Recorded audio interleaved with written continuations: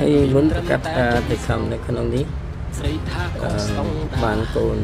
ច្រើនហើយរាប់រយដល់ចឹងទៅដូរវាទៅកន្លែងធំស្រួលមានចំណៃសេដល់ទៅវាមកប៉ះលេងហើយនេះមកប្រកាសសាថ្មីដាក់ខំហ្មងប្រកាសមានបានទៅដែរកាត់វាសាថ្មីឲ្យមានកូនគឺវាមានកូនទៅឲ្យវានៅនឹងហ្មងបាច់ដូរចុះដូរឡើងហើយ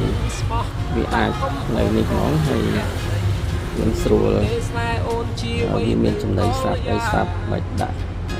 បាទនេះប្រកាសបែបធម្មជាតិ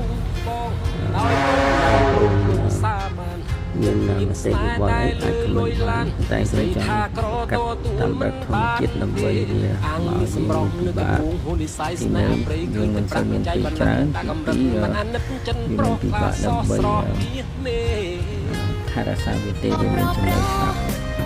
ចេះតាចោតស្រីថាជាការកៃមិនស្មោះអ្នកក្តីនឹងណា